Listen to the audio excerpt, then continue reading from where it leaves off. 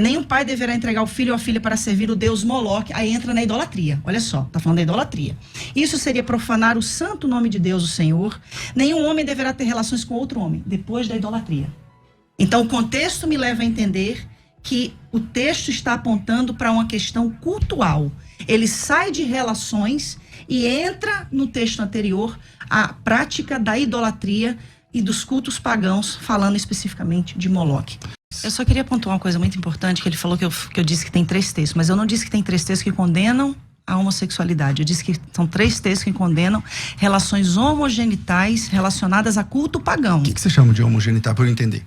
Atos homogenitais. Então, o que você chama de ato homogenital? De 2 homens, de 2 mulheres. Sexo entre iguais. Sim, relacionado a um culto pagão. Da mesma maneira que se houver esse sexo heterossexual, heteronormativo, para um culto pagão, também vai ser condenável. Então, da mesma maneira. Então, o desafio é, eu entendi. Você está dizendo que quando a Bíblia condena no Antigo Testamento, é porque tem, no bojo da condenação do sexo, tem a ver com um culto pagão. A prostituição cultural. A prostituição cultural. Legal. Independente do gênero. Mostra isso no texto. Sim, em Levítico, se Tá for ver bom. o contexto. Não, mostra o texto. Mostro o contexto. Agora mesmo. Aonde está o paganismo? Sim. Ali de religião. Vamos lá. Dentro do contexto de Levítico 18, ok? Se a gente for em Levítico 18 e Levítico 20, eu não estou falando de um texto, pastor. Agora não é mais texto. Não, eu estou falando então, de um contexto. Então. Não, todo o tempo eu falei de contexto. Eu falei que o que a gente não pode... Mas o que é contexto? Contexto é o que está em volta do texto. É o antes e o depois. Isso. Tem então, 2 tipos de contexto. Pelo jeito que você fez teologia, é legal. É legal conversar com quem manja. Tem contexto imediato e contexto remoto. Sim. Você está falando do contexto imediato ou do remoto? Eu estou falando dos 2 contextos. Então apresenta ele no bojo do texto, em volta ali do texto. Pode ser para ler? Para ler Levítico 18, para ler Levítico 20, porque eu vou ter que ler todo o contexto, porque nesse contexto não só fala da questão relacionada a atos homogenitais, fala da prostituição cultural. Então, tudo que está relacionado à prostituição cultural, seja entre heterossexuais, seja entre homossexuais, vai ser condenado. Então, agora é a difícil mesma mostrar isso no coisa. texto, né? Porque você sabe que essa é uma compreensão teológica sua, mas não textual. Não tem texto nem contexto. Então, o senhor você faz tem assim, uma ó. interpretação de Levítico 18 dizendo o seguinte: aqui onde fala isso, é por causa disso, disso, disso. Aí eu respeito. Sim. Agora, se você disser assim, é por causa disso, disso, por causa desse texto, aí beleza, é só apresentar o texto. Porque o maior problema da gente hoje é a gente pegar esses textos isolados para condenar milhares de pessoas. Quando o senhor fala assim, Deus aceita a gente como a gente é. Sim, eu nunca neguei isso. Não sempre disse isso, não. Eu disse que Deus não aceita a gente como a gente é. Não, que Deus recebe a gente como nós somos como e nos leva... Estamos. Exatamente. Entendeu? Então, isso é óbvio. Isso a gente sabe. Agora, a pretensão é a gente dizer isso para um homossexual e falar que ele precisa sublimar a sua sexualidade. É o mesmo de eu chegar para o senhor e falar assim, não, Deus te ama assim como você é hétero, tá? Mas você não pode ter relações com uma mulher. Você não pode viver a sua sexualidade. Olana, pastora, é o seguinte, esse exemplo que você está dando é um exemplo recorrente dentro da igreja cristã e dentro da fé cristã. Você se deparar com um cristão heterossexual, Sim. com impulsos pelo gênero oposto, e dizer para ele que ele precisa sublimar isso. Eu não diria sublimar, mas que ele precisa refrear seus impulsos para submeter a sua vida a Cristo, ao senhorio de Cristo. Então, o convite de Cristo para o discipulado é esse: negar a si mesmo, tomar a sua cruz diariamente e segui-lo. Então, o heterossexual também tem de refrear seus impulsos.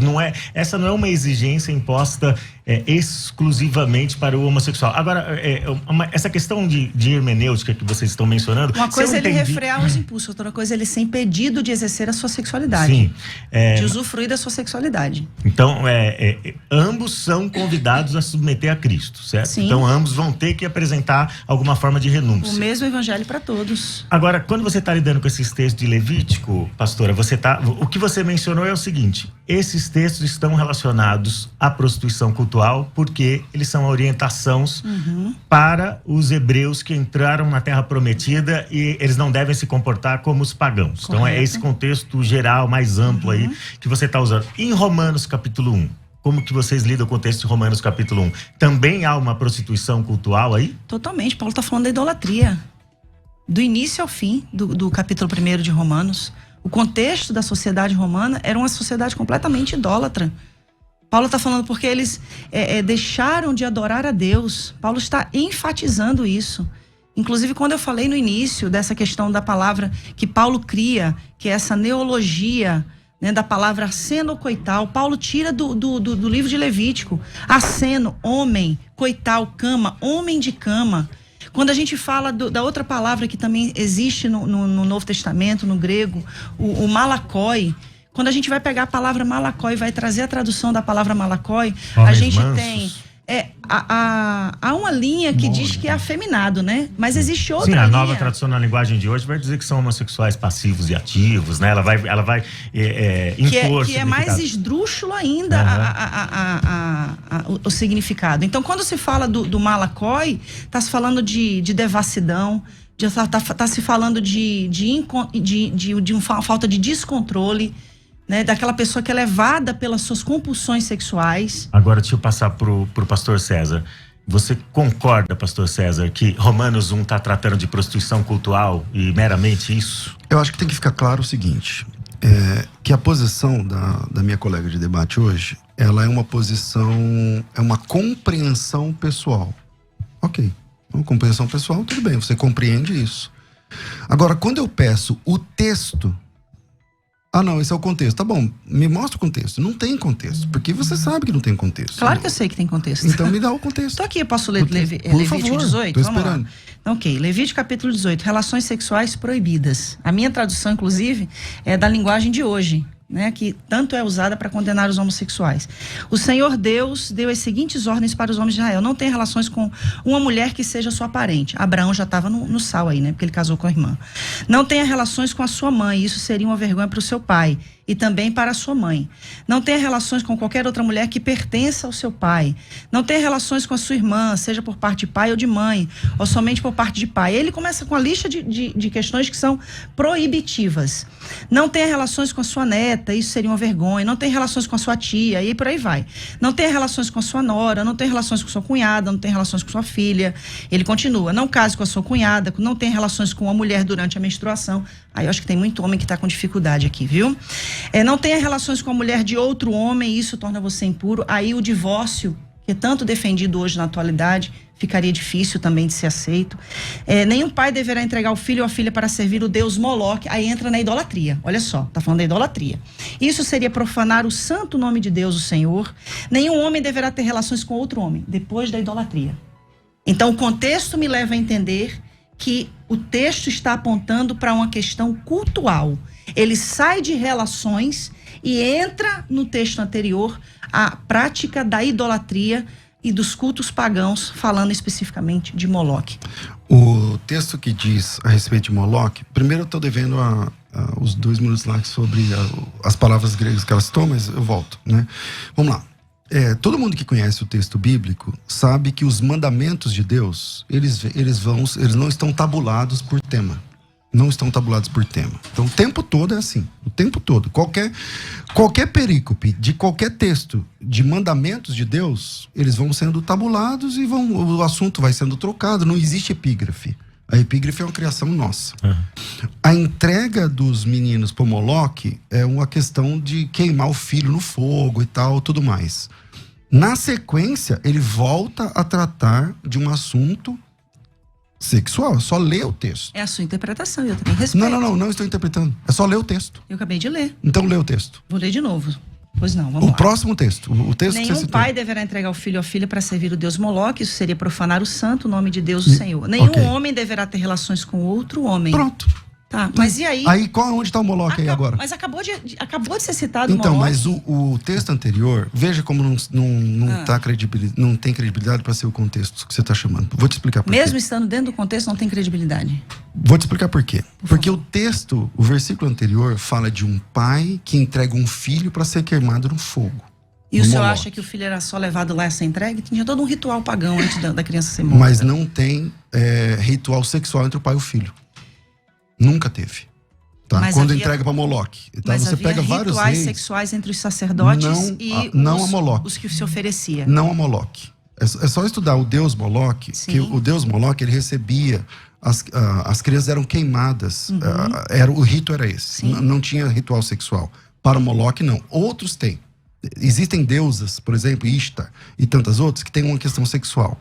Mas não é o caso do deus Moloque. O próximo texto, então, nesse não tem nada sexual. Tem a questão de entregar o filho para ser queimado. No próximo texto, ele não fala de filho a ser queimado, não fala de Moloque, e fala que um homem não pode deitar com outro homem. É só ler o texto. Mas agora, ele está dentro de um contexto de ritual pagão. Não está dentro de contexto de ritual pagão. Agora, para responder a questão dos termos, né? Bom, o pastor César vai mencionar essa questão dos dois termos gregos aqui, vai explicar. Depois e aí já quero pedir para os ouvintes, vão mandando suas perguntas, suas opiniões para a rádio pelo WhatsApp 984849988. A gente vai responder definir esses dois termos aí biblicamente, do ponto de vista do pastor César, e aí a gente vai vir pro break em seguida, tá bom? Beleza. Vamos lá.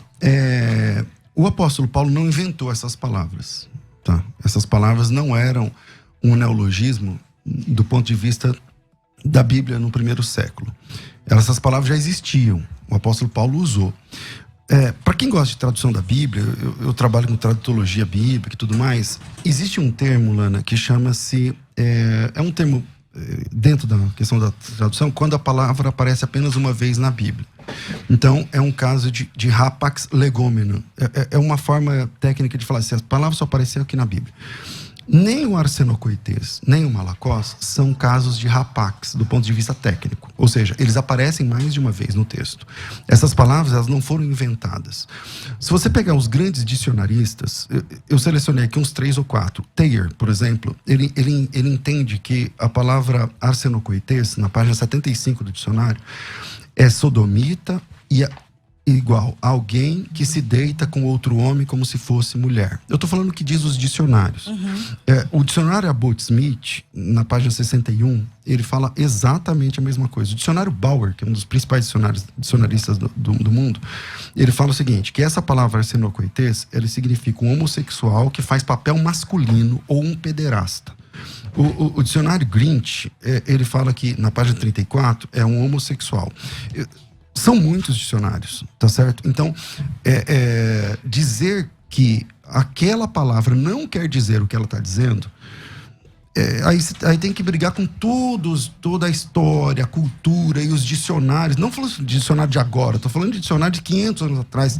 Enfim, essa era a compreensão. O apóstolo Paulo não inventou essa palavra, ele usou uma palavra corrente na época. É claro, você citou aí a origem da palavra homossexual. Sim. É uma palavra nova, não tem como ter a palavra homossexual nos textos, nos registros bíblicos. Assim como não tem como ter a palavra dinossauro, que tem 200 e poucos anos. Então, aí a grande, acho que é um grande desafio para quem traduz a Bíblia, é encontrar a palavra mais moderna para explicar aquela palavra que tá ficando mais, que ficou arcaico ou antiga.